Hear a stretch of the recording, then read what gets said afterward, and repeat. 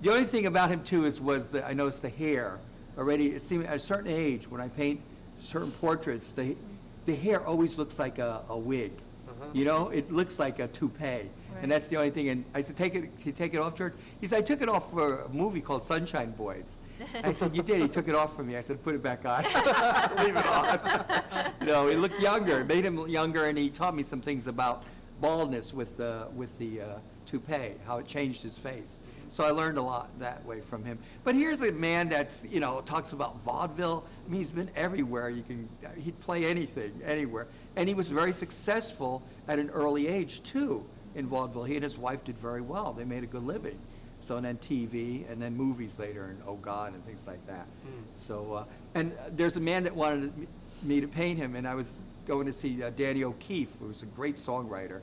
And on the show was at, I think, the Blue Note in New York, a nightclub, and there's a fella came up to me and said, oh, do you want to do Steve's portrait? I said, no, Steve. He said, well, he's a comedian. I said, oh, well, I'm painting George Burns.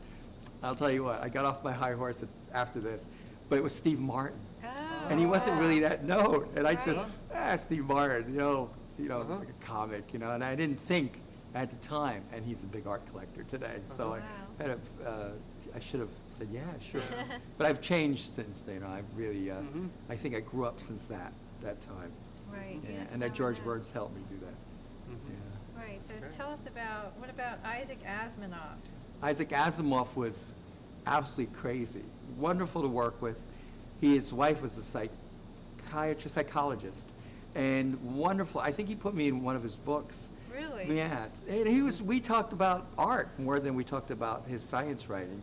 We talked about painting, and we had a lot of fun, and I had quite a few sittings with him. Once I had a sitting with him where it was at a party where he's like on stage. And I said, this is really weird, this is a strange thing. And he was just always like women around him. He was nuts about women, wherever women are. And he had these big sideburns, and a wonderful guy. And he was very close to a friend of mine who was in research.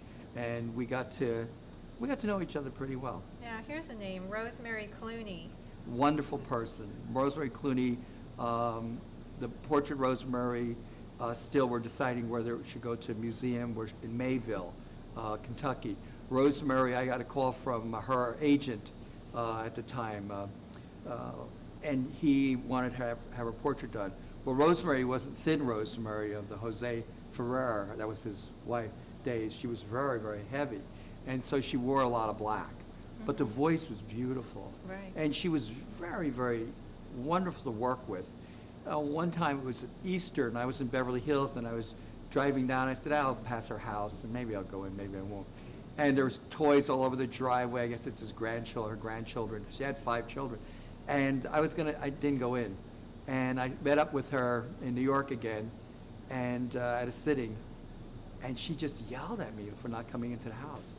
What is wrong with you? Why don't you just knock on the door and come in, or go out of the backyard Right. and come over to the house? What's wrong with you? I said, I didn't want to impose. And then the last time I was over, she was very sick, and she finally married Dante, which is Dante Di Paolo, who she lived with for many years because she divorced him from Jose Ferrer.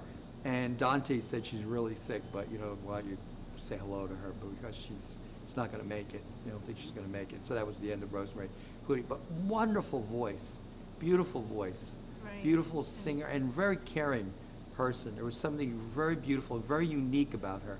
And Diana Krall, she liked a girl named Diana Krall from Canada. Right. And she said, you should paint her portrait, which I have to tell Diana Krall that Rosemary said that. Because a lot of times people get information, they give me information to tell people, and I don't meet these people until later. Right. You meet them later in life, and then you say, you know, so-and-so said so-and-so about you, and they said, really? And Christopher Parkening is a great guitarist, classical, and Segovia liked Christopher Parkening's work. So when Christopher Parkening was very handsome, you know, and Segovia posed quite often for me. Christopher Parkening, I said, you know, Segovia really liked your work. He said, he tell you that? I said, yes. He told me he really liked your playing. He said, oh my God, this made my life. That made his life. Here's this great classical, guitar player. Great. And I see a name on here related to sports, Howard Cosell. Howard Cosell is Howard Cosell was, again, wonderful person. He was already, Howard still broadcasting, and we talked about Muhammad a lot, and Cassius Clay, Muhammad Ali, but they were very close. I said, well, didn't he say that he would like to be a dog and you'd be a tree? A dog? He'd like to be a dog and he'd like you to be a tree, so he can pee on him. That's what he Got it. you know, there were things like that he would say over the air. He said, that was all for show. That had nothing to do with, you know, with their friendship. They were very close. And Mr. Cosell was a lawyer, was an attorney, and got into broadcasting. He started to do Little League, and from Little League he went on to go on to sports. Wow. And that's how he started his career, and then worked, I think, for ABC. Was it ABC? Yeah. Wow. Okay. Tell me about Henry Mancini. I mean, Henry Mancini actually posed for me at a place called the Molly Pitcher in New Jersey, and at his hotel in Manhattan. And it was a beautiful sunny day, and we talked about Henry Mancini. We talked about different musical pieces that he had. He's from Pittsburgh, Pennsylvania, Oh, it's and he my went hometown. to at your home, Pittsburgh, Yeah. and he's from and Gene Kelly's town too. And Mancini spoke about his music and working with Johnny Mercer quite often, and he liked going on the road once in a while. He'd like to take the band out and appear in New York, and basically, as people talk about art, to me, it's just like, how do you do that? How do you compose music? Right. So how do you do that? And there's no set formula. He can tell you what he's doing, but you can learn all the keys. You can learn how to read music. But you can't, you give us things in our head like the Pink Panther, and you give us tunes that stay with us the rest of our life.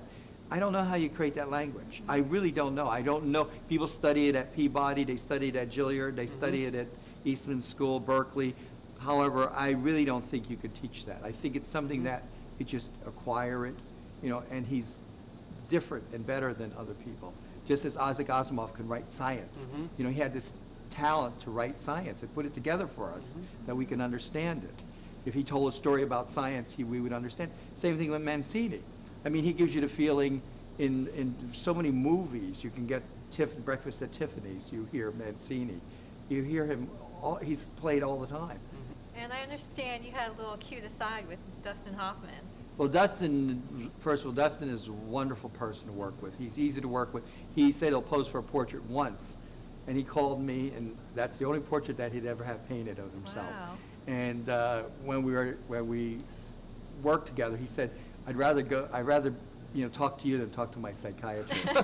So I said, geez, maybe I should charge you. Each session would be like $100 a minute or something. He never carried money on him. He didn't have money. I would walk down the street. The thing with someone like Dustin, to be a friend, why he ducks away in Connecticut, and is that because people just jump on him. I mean, we're driving down the street. We were doing one sitting one day, and I think it was the third sitting, and we were driving downtown. He had to go to Astor Place because Joseph Papp was directing some play, and he wanted to go down there and talk to Joseph Papp about something. So I said, let's drive down. I got the car in the garage, and we were driving. People would be screaming in the car. Gee. I said, well, ask him for lunch money. Right, We go to lunch money. Come on, autograph for $20. We go get some lunch. Buy me a burger. Yeah, but he was easy to work with, a lot of fun. And you have to be easy to work with because he's a great actor. And when I was a kid, I grew up part of my life in Hollywood, which is a long story. But anyway, I used to fly model airplanes over on Fairfax High School, his high school. In front of the high school, I had a flat area where I was able to fly control line, and it was a lot of fun. But Dustin, I think he's shy. I think he's a shy person, basically. So tell us about Duke Ellington. Ellington was great. I met Ellington. First, I met Ellington. It was an accident. I was actually here. It was in Maryland at the Maryland House, and he was coming up from Washington, I guess, to see his family, and it was 3 o'clock in the morning. Wow. I said, Mr. Ellington, I sent you a letter about something about some musician. And I said, you never got back to me. He said, oh, Kenneth, I remember. I'm so sorry. I said, by the way, why don't you post for me one day?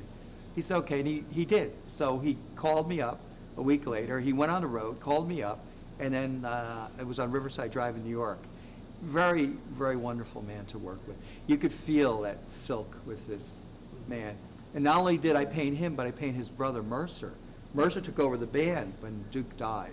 And we knew the same people because my father was a musician and was involved in the music world. So we knew a lot of the same people.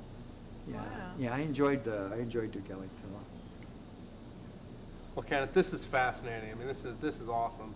I look at this list and I'm amazed. You know, I really am amazed. Well, you know, we still have a lot more questions to ask you. We but sure for, do. But for right now, we have to go ahead and take a break, okay? That's right. So we'll be right back. Don't touch that remote.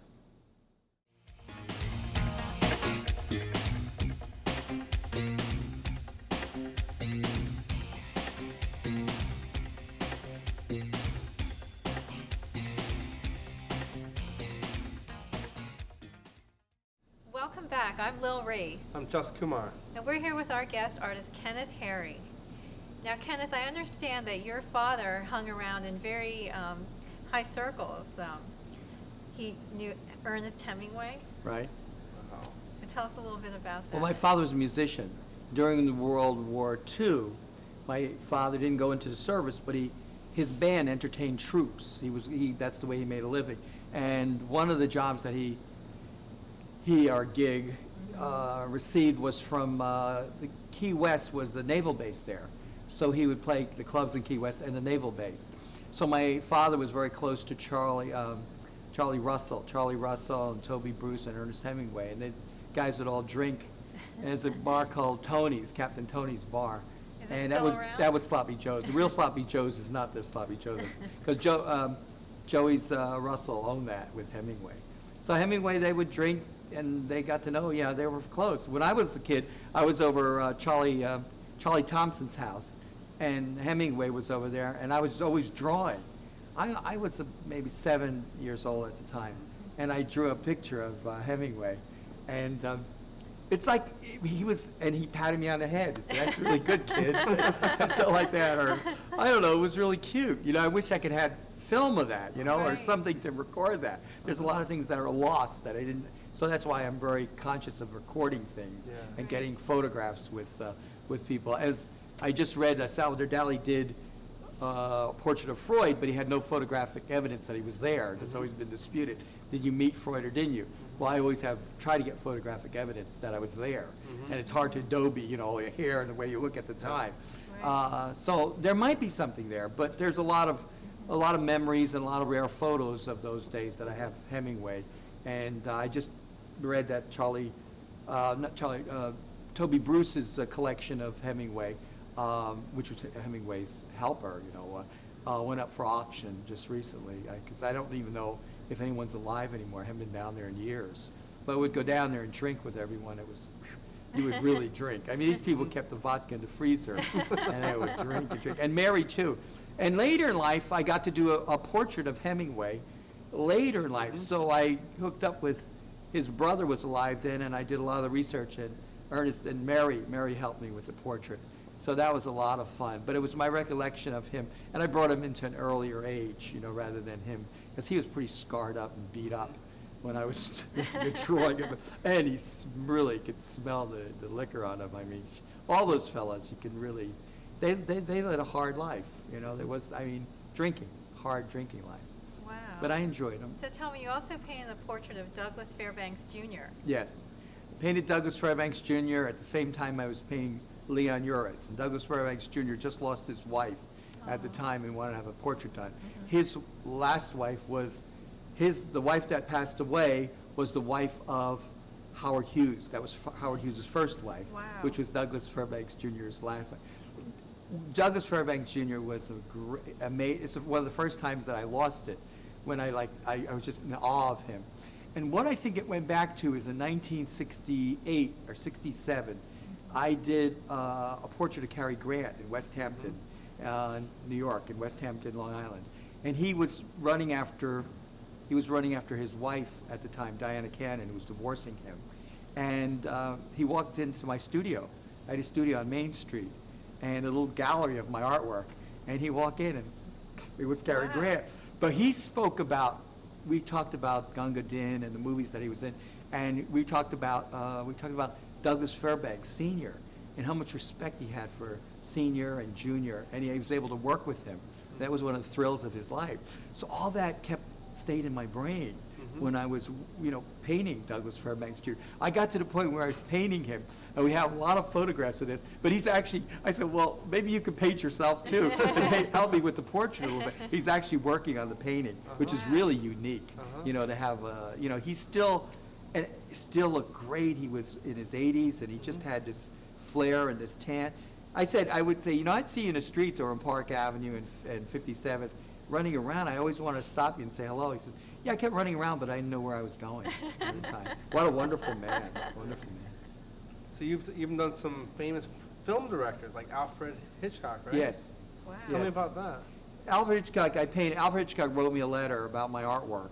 And he, as a matter of fact, he worked with Salvador Dali, Wow. which is unique. Salvador Dali worked with him on Spellbound.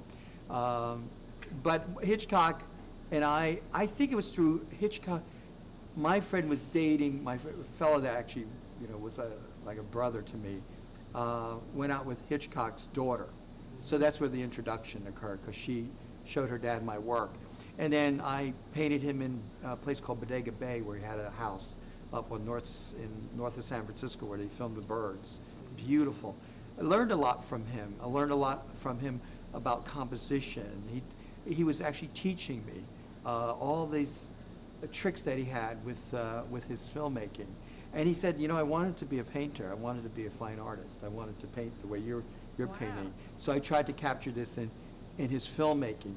And he said also that he disliked going on location. He wanted everything contained, and he wanted the studio to be built. He wanted the sets to be built.